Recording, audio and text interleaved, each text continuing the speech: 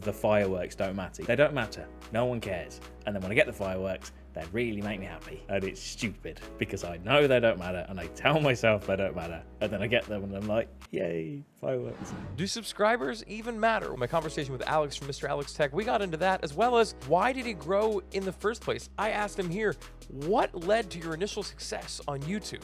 Part of my success, I think, is I don't want to attribute it all to luck, but I think a little bit of it was luck because I started at a time when DaVinci Resolve was just at the bottom of that curve. And I started right there because I managed to hear about it, so I tried it. There wasn't this many stuff sort of around about it, so I started making the tutorials.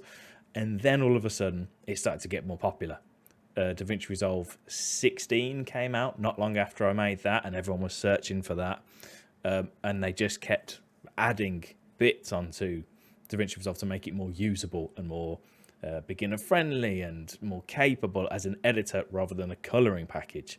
And I was right at the bottom of that curve.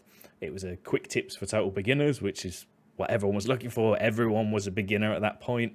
The thumbnail, I think, was one of my better thumbnails. You know, I also got to see a vlog video you made about celebrating 1,000 subscribers. It was a big deal. I know that feeling from my wife's channel. I've celebrated with people when they've had their 1,000 subscribers. It's not just about monetization. It's like, wow, 1,000 people said I want more of this, right? It's a weird feeling. And I've spoken with people who have so many more subscribers, way bigger channels in hundreds of thousands. And what I've heard from them is that, and I think this is true, like 100,000 feels like 1,000 and 1,000,000 feels like 100,000 because you're always a little surprised, but also like, okay, where's the next thing? And it's always like, okay, I need more of that hit. Man, it's hard to balance that. It's hard to balance your expectations and disappointments as you're growing on YouTube. Can you talk a little bit maybe about your journey up to 1,000 and then 50 and then now getting closer to 100, I think at 93 right now? Yeah, about 93. Yeah, man, it was strange. So a lot of that video, actually, that tips video really spikes my subscribers.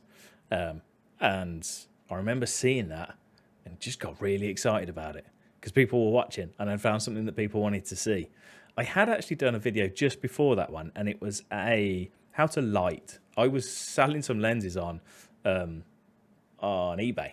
So I lit and took some photos and just made a snappy little video about how to do it. And that did actually surprisingly well. So I saw a bit of a boom and got really excited on that. But it was the DaVinci Resolve one that really sort of took it off. And it's a really weird feeling, honestly. It's a fantastic feeling to know that, well, you're putting stuff out there which people enjoy. But as I'm not a creative person sort of as an upbringing, you know, from you have them people that you meet and they go, I'm going to do a drawing for the first time and it's brilliant. And you're like, oh, great. Mine looks like a 7-year-old's drawing it. I'm that guy. So to actually put something out which I've made and for people to enjoy, it's alien. It was very strange to me.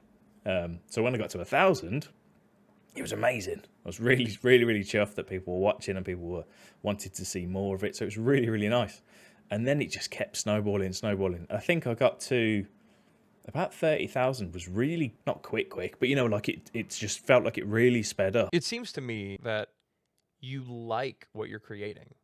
Would you say that's accurate? Yeah. Most of the time? Yeah, generally. I wouldn't generally. I don't think I'd still be doing it if I didn't, honestly. Usually I think when people are enjoying the things they're creating, it's because they feel like there's a purpose behind it. What are your hopes for the channel in 5 years? It's more sort of personal growth rather than channel growth, if that makes sense. I enjoy what I'm doing. I feel that I'm continuing to get better. So in 5 years, I'd like to think that I'm 5 times better. And if I am, then in theory, the channel will keep going and will reflect my own growth, if that makes any sort of sense. You know what I mean? I think that's actually really good, man. Yeah, I don't want to have my self-worth based off the channel. I'd rather be my channel is reflecting my self-worth. Does that make sense? I think that makes 100%. No, I think it's kind of brilliant. I got to tell you, I think that's really big. And I think that a lot of creators need to hear that. People start getting a following on YouTube or any social media platform. And it's very easy to base your self-worth off of the growth there. And that kind of links back to something else you said, which is like subscribers kind of don't matter. Like they matter, but kind of don't matter. No, it's the thing nowadays. It's like it's a badge of honor. You get to wear it and go, look at my little badge. And then you go, well, doesn't really change anything, does it? So subscribers can matter, but not on their own. Is that something you struggled with along the way? Have you found yourself getting caught up in those numbers at all in the last few years? Yeah, I mean, don't get me wrong. When I say I don't want the analytics and the numbers to be that way around, I still check them. I still check them every other day, and I still get excited. I tell myself the fireworks don't matter. You know, when you get a 1 out of 10 in your video, they don't matter. No one cares. And then when I get the fireworks, they really make me happy. And it's stupid because I know they don't matter, and I tell myself they don't matter, and then I get them and I'm like, yay, fireworks. But it feels really exciting. It does, yeah. And I've had days when I've put a video out and it's not done very well, and it's been like, oh, this sucks, you know. And you can feel it, and it does affect you. But I do generally try and not focus on it because, as I say, at the end of the day, it doesn't matter. If I've put a video out, it doesn't do very well. It's frustrating. I've lost some time. I can still go spend time with my wife and take the dogs out and do things that are far more important. So it's you have to. This analogy may work for some, might not work for others. I think of YouTube like a video game. It's some people can play video games where there's no progression. You know what I mean? Some people will play the same game for thousands of hours and have no progression and be perfectly happy. I'm not like that. I like progression. You the same? Yeah, very much. Yeah, 100%. Yeah. Yeah, I liked it. I can't just dig in Minecraft. I have to build gigantic things. Yeah, and as soon as you stop progressing, you're like, I've got nothing to do now. I need to progress. I need to get to the next level. And YouTube's kind of like that. Some people will be absolutely fine just making stuff and not having any sort of progression in it, and that's awesome. But I do feel it's one of those things. If I'm progressing, the numbers are progressing, that feels good from both sort of parts, and that's the addictive thing, I think, with YouTube. It's you tell yourself they don't matter, but you do feel kind of good when they go up, and it's one of those. It's a strange one because it sounds like I'm contradicting myself, but you have to tell yourself they don't matter. But when you do get something, you have to celebrate it.